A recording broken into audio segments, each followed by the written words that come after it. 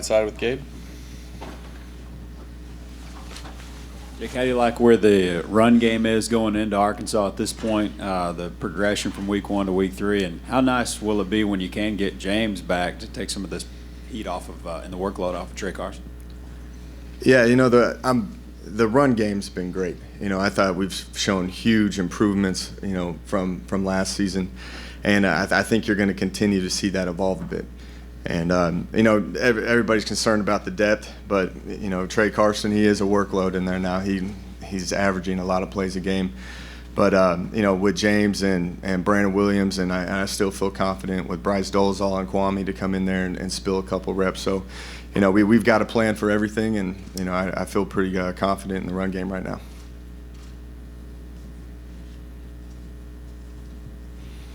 Here on the right side middle, Olin. Understanding that the run game is progressing, how do you feel about the offensive line play overall? Is it where you wanted it to be at this point, or is it are you comfortable where it is right now? I'm comfortable with it right now. We still got to continue to improve. Obviously, we've put an importance on the run game. There was a couple protection issues, but those are easily fixable. And I think what we're doing offensively, of just mixing it up with run game and play action and getting the quarterbacks out of the pocket and keeping them in, I think we can mix and match through a lot of different things. So I'm pleased with where the offensive line is right now. Stay on the right side, Aubrey.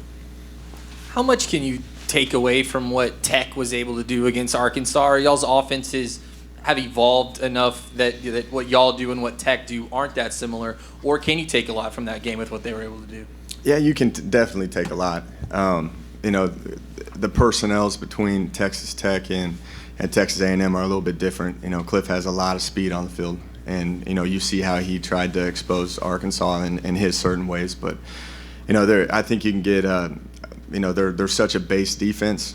And they play sound. They're 4 down front. They're going to be a quarters team, and Cliff, and you kind of go through all of the seasons, the past few years with the same guy, and just see if they've done anything different, just figure out how to expose somebody, because they play sound football. They're going to be in the right spots at the right time. So you really have to try to create mismatches in personnel to take advantage of these guys. Middle aisle on the right side, Lee.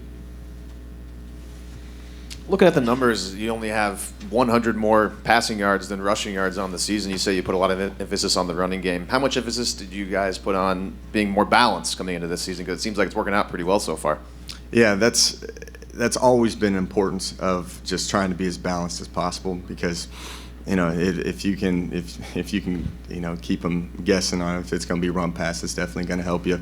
Even last year we called a lot of run, but we ended up getting it on the perimeter a lot more. But I think that mentality has changed this year, obviously. But I think the balance of the run game and the passing attack is going to be very beneficial, especially when we enter SEC play. Right side, Sam. Jake, what have you seen from Damian Ratley so far in his time here? He's improved every single day.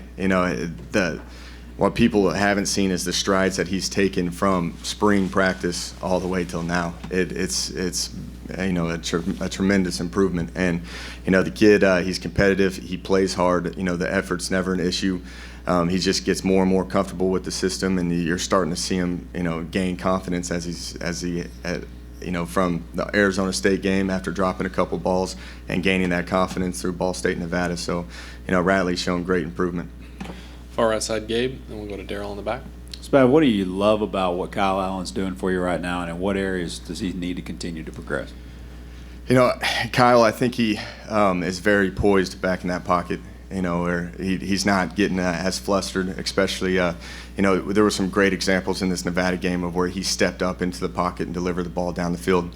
Again, just how comfortable he is of running the offense, of when he can check in and out of plays. He made some great checks in this Nevada game, and you just see the improvement of each week. He takes that mindset to come in and keep getting better, and you can see that going out there on the field, because I think out of started 8 games for us. I think out of those 8 games, you can see he just keeps continuing to improve each week.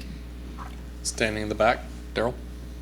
Of the first three opponents that you've faced, have you seen defenses that might be a little bit similar to what you might see Saturday? In ways, Ball State and Nevada played a lot of zone. Arkansas, they're a quarters team, and they're going to mix in man every once in a while, especially in situations if it's third downs or if it's down on the goal line. But the thing that they pride themselves in is keeping the ball in front of them, playing hard and sound. We've got to take advantage of each possession. They're a ball control offense, and if you look at the Texas Tech game and getting stuff out of the Tech game, they only snapped it 57 times in the game, which you've got to take advantage of each drive. And talking about how we were last week, I thought our first down efficiency was great. We started fast, but I thought we stalled out, and we can't afford to do that this week. So just in terms of playing a similar defense, Ball State and Nevada showed some signs of it, but nothing similar to this yet. Left side, Cease. We have heard in the last 2 days a lot of similarities between Tech and A&M, and you touched on the personnel differences between A&M and Tech. Is there any other small philosophical differences you see between the Tech offense and the A&M offense? No, not really. They run the same sets as we do.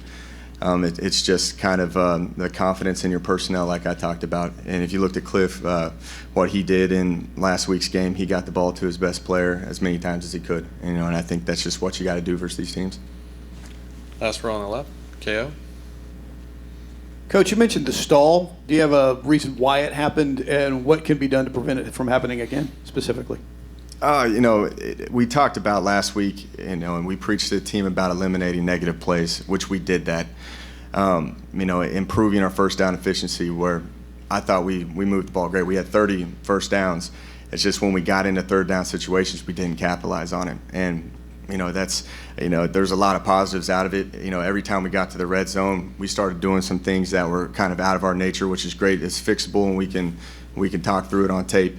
But we've got to score touchdowns and not settle for field goals. And we had a fumble down there inside the 10.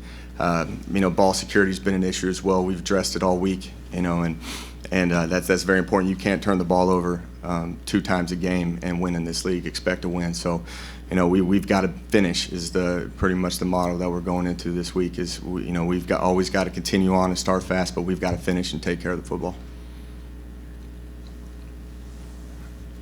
Anything else for Coach Spavital? All right. Thanks, Jake. All right. Thanks.